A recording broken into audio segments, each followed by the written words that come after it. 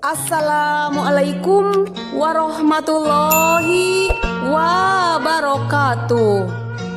Sampurasun. Nyanggakeun pidangan dongeng.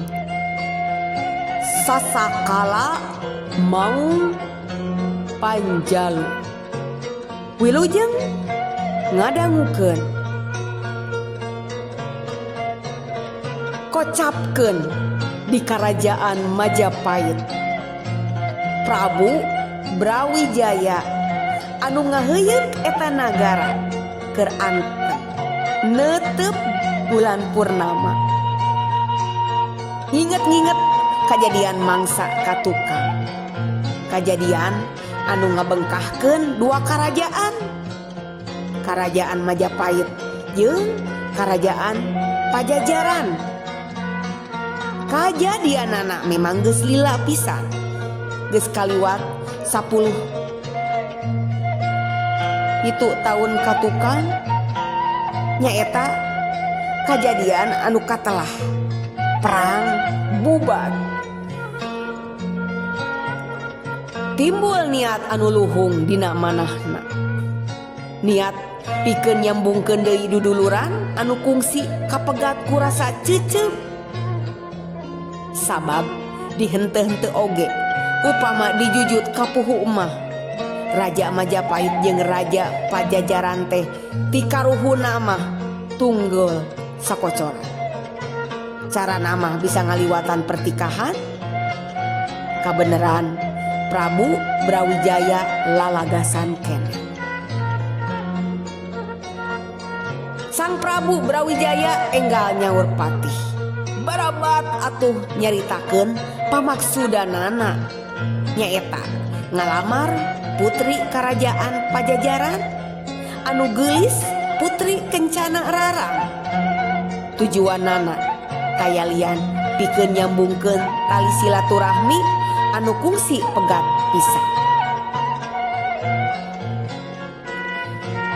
Kasalahan karuhun urang baheula henteu hade lamun akibatna terus dikukut sarta henteu perlu diwariskeun ka anak incu.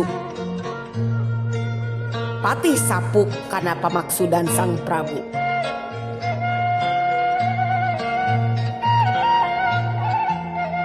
Poe eta keneh patih tatan-tatan ngumpulkeun balad sarta nyadiakeun bekal pikeun indit ngajugjug ka Kerajaan Pajajaran. Eta rombongan diluluguan ku hiji mantri. Dina waktu anu geus ditangtukeun eta rombongan utusan Majapahit teh indit ninggalkeun nagarana maju ngulon. Lalampahan anu henteu gampang lantaran nyorang leuweung geledegan. Kacaturkeun eta rombongan utusan teh geus nepi bae ka puseur dayeuh nagara Pajajaran anu pernahna didayeuh kawali. Utusan Majapahit meunang pangbagea anu hade, boh ti rahayat Pajajaran, boh ti Raja Pajajaran. Mantri anu jadi kokolot utusan Majapahit masrahkeun surat ti Prabu Brawijaya anu unggalna sejak ngalamar Putri Kencana Rarang bari sakantenan maheutkeun deui tali silaturahmi antara Kerajaan Majapahit jeung Pajajaran.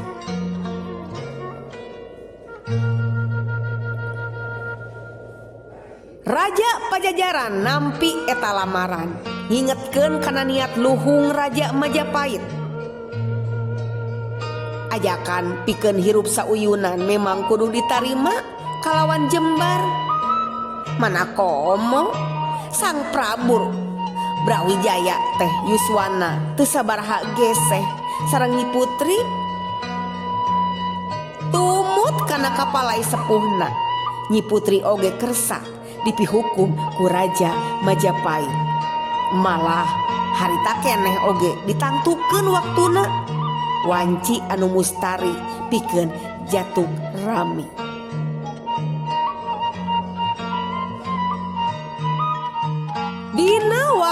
anu geus ditangtukeun Sang Prabu Brawijaya sareng rombonganana angkat ka Pajajaran kanggo rendengan sadugina ka Pajajaran. Teras bae direndengkeun nyandingkeun kembang Pajajaran kencana rara. Mungguh nurut cupu nu kasep sareng nu geulis. Dar atuh ngayakeun pesta kacidaramena. Pesta nagara 7 poe 7 peuting. Sagala tatabeuhan ngageder taya reureuhna. Lir anu nembongkeun ka bunga nyacapkeun ka sono.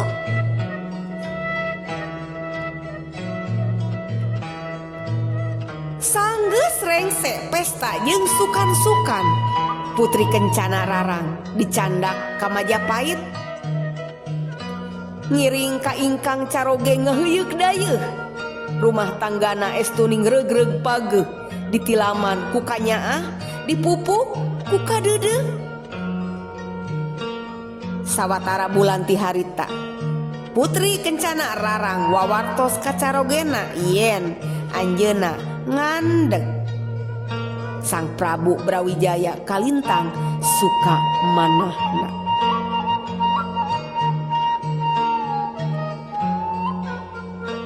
Nalika bobotna bade majeng kasalapan sasih, beut jorojoy we dina manah Nyi Putri aya kapalai nyelang mulih ka Pajajaran. Kumargi palai babar di Bali geusana ngajadi. Disaksikeun ku ibu ramana katut kadang wargi. Kawit nama ku Sang Prabu teu kawidian. Komo deui Nyi Putri dina kaayaan bobot anu ceuk itungan indung berang mah moal dugi ka sasasih oge orok baris gumelar.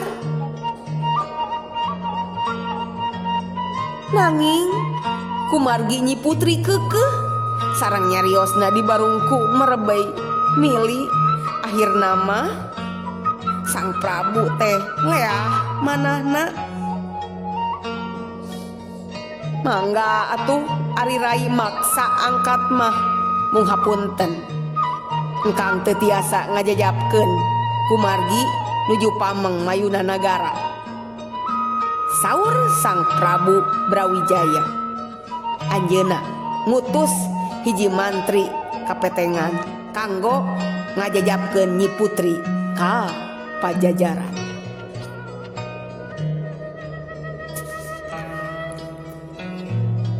Sanggeus bekal katut para pangiringna sadia, bring atuh rombongan Putri Kencana Rarang angkat ti Majapahit sejak ngajugjug ka Pajajaran.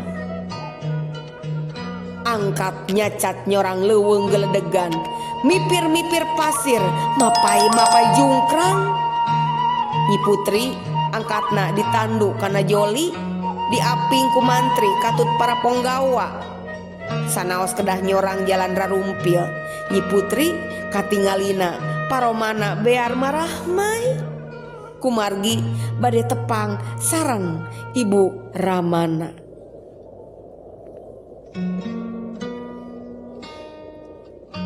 Sanggeus sababaraha puluh poe lumampah, rombongan Nyi Putri anjog ka hiji tempat di suku Gunung Sawal, Kulonneun Ciamis ayeuna. Nyi Putri ngaraos nahnai sareng lalesu, sering karaos petuangan sapertos nu bade babar. Terus bae pupuh rombongan teh paparentah supaya rombongan eureun di dinya sarta nyieun sasaungan pikeun Nyi Putri reureuh jeung bisi nya deui Nyi Putri babar di dinya. Mantri pupuh rombongan paparentah deui supaya ngadegkeun wawangunan anu tohaga. Sabab ki mantri ningali galagat Nyi Putri kana bakal lami reureuhna di dinya. Pikeun nyieun eta wawangunan tea loba tangkal kai anu rubuh di taluaran anu ku urang wetan mah disarebutna Tumbang. Eta tempat di ngaranan bae Panumbangan, kiwari jadi ngaran kacamatan di Ciamis Kulon. Teu lepat tina panyangka sadayana, teu lami ti harita Nyi Putri ngalahirkeun orokna kembar, istri sareng pameget anu mimiti. Gumelar teh orok anu pameget anu matak dianggap bae rakana, ari anu istri dianggap raina, ari balina dilebetkeun kana pendil sarta dikubur di handapeun tangkal kai badag sarta dahana ngarampidak.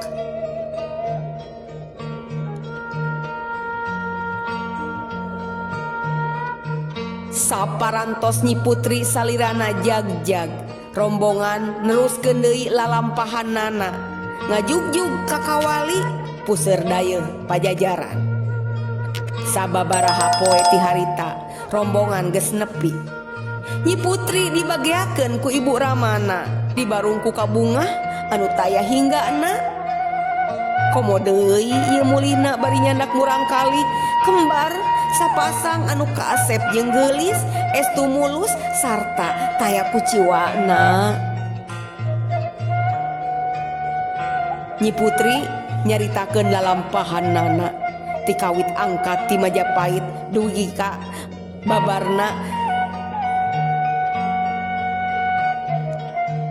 babarna di Panumbangan. Mung eta murang kali anu dua tea teu acan dipaparin jenengan. Saparantos dietang sagala rupina eta dua murang kali dipaparin jenengan ku eyangna nyaeta Raja Pajajaran anu pameget jenenganana Bongbang Rarang, ari anu istri jenenganana Bongbang Kancana.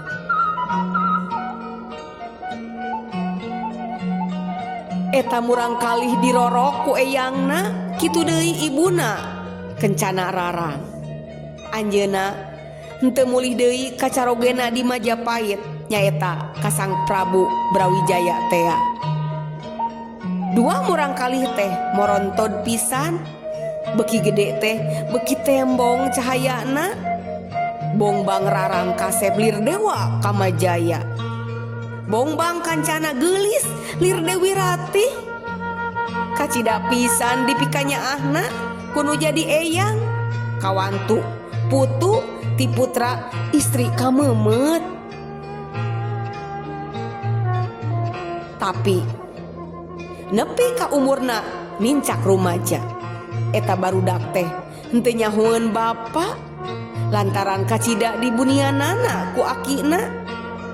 Kitu deui sakabeh pangeusik karaton diwanti-wanti ulah aya nu nyaritakeun bapana eta barudak anu aya di Majapahit.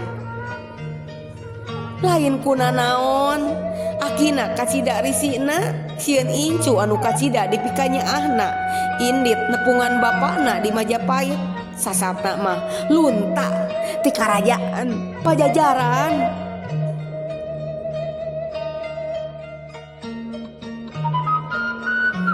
Bongbang Rarang jeung Bongbang Kancana panasaran hayang nyaho bapana nu saestu. Unggal nanyakeun kasing sahabae, jawabanana sarua, bapakna teh Raja Pajajaran. Eta jawaban henteu nyugemakeun hatena, sabab ibuna ka Raja Pajajaran teh nyebut ama meureun kamaranehna teh pernah incu. Bongbang Rarang jeung Bongbang Kancana beki gede teh beki tambah penasaran bae. Nepi kahiji mangsa mah eta dua budak teh ngadesek hiji emban kepercayaan ibuna ti budak supaya ngabejakeun bapana anu sajati. Kulantaran terus diguliksa ditanya kuduaan meh unggal usik. Akhirna eta emban teh eleh deet pok bae atuh ngomong halon. Rama Aden teh anu saleres nama Sang Prabu Brawijaya Raja Majapahit. Ayeuna Bongbang Rarang nyahueun bapana. Tangtu we eta hal teh mata kaget sang raja. Ditanya saha anu mere nyaho. Bongbang Rarang kitu deui Bongbang Kancana. Henteu daek betus lantaran inget kana janjina moal ngabejakeun jalma anu mere nyahona. Ngan ti harita Bongbang Rarang terus murihit sangkan akina ngidinan pikeun indit ka Majapahit. Tapi Raja Pajajaran teu ngidian bae lantaran melang bisi kuma onam di jalan.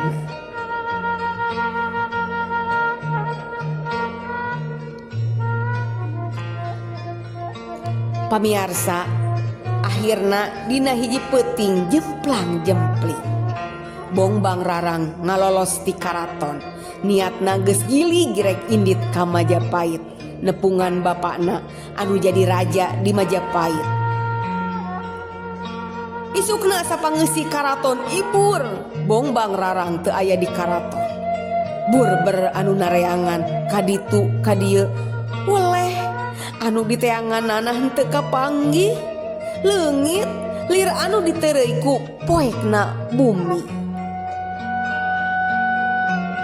Kocapkeun adina Bongbang Kancana. Sanggeus nyaho nu jadi lanceuk ngalolos.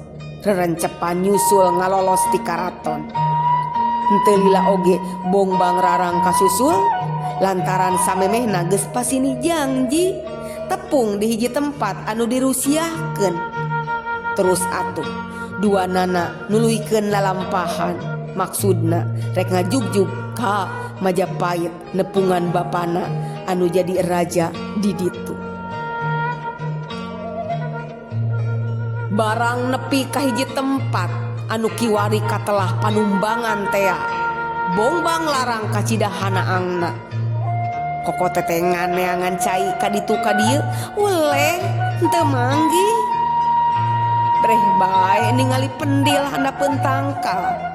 Ditingali ku Bongbang Larang aya caian. Caina herang ngagenclang bangun tiis. Matak uruy nu keur meujeuh nahanaan. Henteu diengkekeun deui. Cai dina pendil teh ditotor nepi ka beak. Teuing kumaha mimitina pendil milepas. Blus teh asup kana sirah Bongbang Larang. Sirah Bongbang Larang seret beheung katutupan ku pendil anu dijieunna tina beusi. Dicoba dilaan malah kuduaan hese pisan. Tidinya Bongbang Larang indit lempangna ditungtun ku Bongbang Kancana, maksudna rek minta tulung kanulian.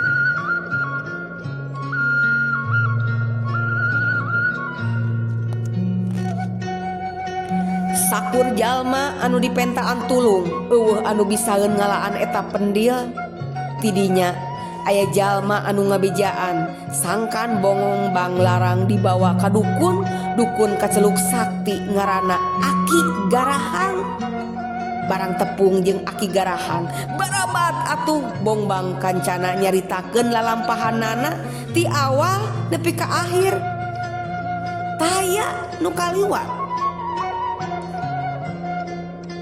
Sanggeus ngedenge caritaan Bongbang Kancana, pok Aki Garahang ngomong antare.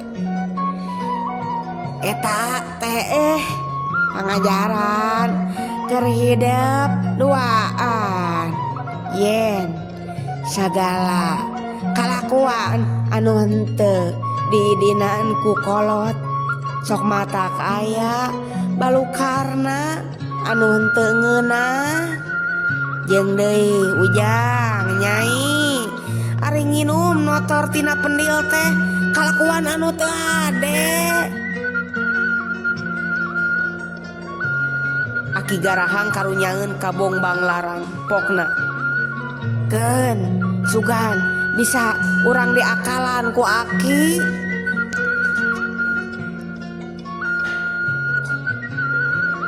Sup Aki garahang ka kamarna metakeun tatali paranti ngukus ka karuhun. Aki garahang sidakep sinuku tunggal naneda pituduh kahiang Widi. Aki garahang menang ilapat. Yen eta pendil kudu dibelah ku kujang pusaka. Aki garahang nyokot kujang pusaka pek dikadekeun kana pendil besi. Teu sakara-kara pendil bencar sapada harita. Bongbang larang jeung bongbang kancana dititah nganjrek heula di dinya. Ulah wara neruskeun lalampahanana. Eta dua rumaja teh nurut ka Aki garahang. Dina hiji poe Aki garahang rek inditan. Samemeh Aki garahang indit papadon heula sangkan bongbang larang bongbang kancana ulah wani-wani ulin ka Cipang Buangan. Ari Cibang Buangan teh mangrupa talaga anu caina canemrang hera. Abong nonoman keur meujeuhna belek kesentreng. Dicaram teh lain nurut tapi kalah ka panasaran. Bongbang larang jeung bongbang kancana siga anu ngahajakeun ulin ka Cibang Buangan. Breh ningali cai talaga anu sakitu herangna. Jorojoy bae lanceukna aya karep hayang kokojayan. Teu loba carita. Gebrus bongbang larang ancrug terus kokojayan bangunu ngeunah-ngeunaker. Bongbang kancana kabitaeun brus katalaga duaan arulin kokojayan sukan-sukan dina cai. Lila-lila dina saluar awak eta dua nonoman barijil. Bulu belang koneng jeung hideung. Janggelek bae duanana jadi maung. Maung lodaya jalu jeung bikang.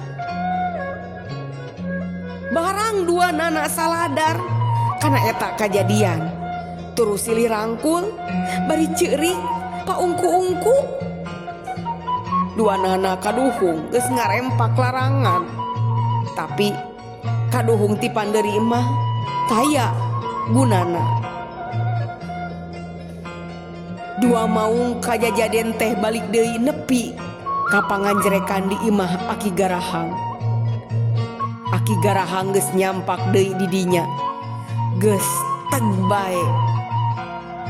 Eta maung teh maung kajajaden bongbang larang jeung bongbang kancana anu geus ngadon mandi di Cipang Buangan. Pok Aki garahang ngomong bari dareuda. Ayeuna mah Aki henteu bisa nulungan lantaran hidup duaan geus ngarempak larangan jeung teu nurut kana pepatah kolot. Dua maung kajajaden teu panjang tatanya sanggeus amitan ka Aki garahang. Duanana nuluykeun deui lalampahanana. Barang mentas di walungan Cimuntur, duanana ampir-ampiran kena ku ajal lantaran kajiret ku akar oyong. Sanggeus leupas tina eta bahaya, bongbang larang kabawa palid ku walungan Cimuntur anu caina tarik. Bongbang larang kabawa palid kahilir terus kasedot asup kana gaul tataheunan nyaeta tangkal kaung anu dibobok tengahna. Tataheunan paranti ngalalauk di walungan. Untungna bae ditulungan ku hiji patani. Bongbang larang katut gaulna dihanjatkeun ka darat ku eta patani. Tuluy eta gaul teh dibelah ku kampak.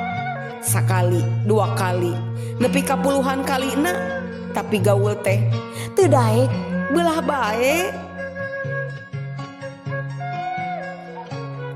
Kulantaran geus ngarasa taat, Bongbang Larang dibawa ku Raja Panjalu anu harita malinggihna di dayeuh luhur. Bongbang Kancana ngiclik di tukangeunana. Srog kapayuneun Raja Panjalu. Barabat eta dua maung teh nyaritakeun lalampahana ti awal nepi ka akhir. Raja Panjalu babari pisan.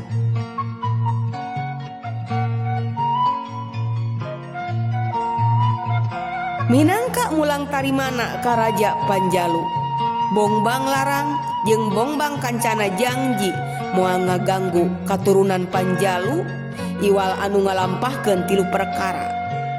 Kahiji, anu nginum ditotor tina pendil. Kadua, anu melak tangkal oyong. Katilu, anu nyieun gaweul tina kawung bari henteu dibelah heula. Eta janji maung kajajaden teh dikuatan ku jampe pamake Raja Panjalu.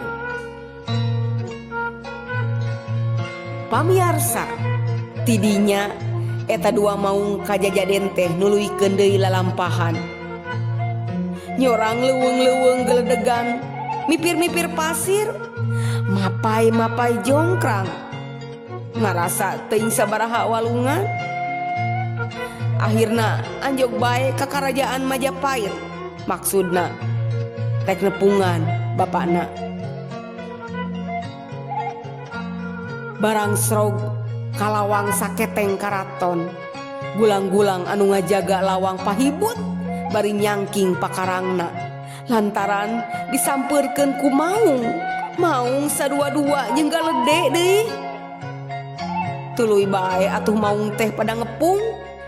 Gancang dihuit ku Bongbang Larang anu ngarepung karaget ting raringeun mireungeuh aya maung bisa cacarita.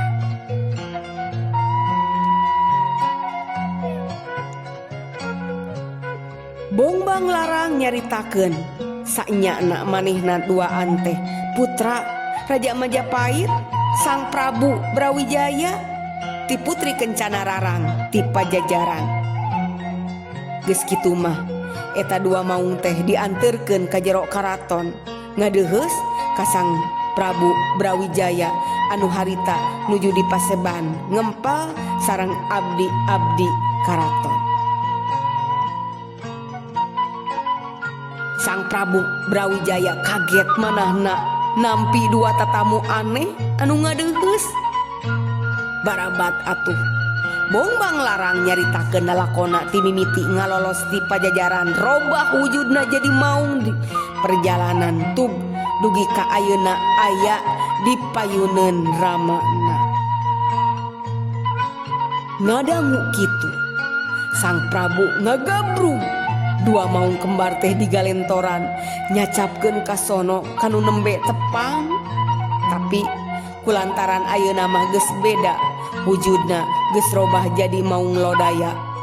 Pok bae Sang Prabu Brawijaya sasauran, "Ujang, Nyai, sanajan ayeuna geus robah, tapi taya bayana pikeun nyieun kahadean, taya salahna pikeun meunang kabagjaan."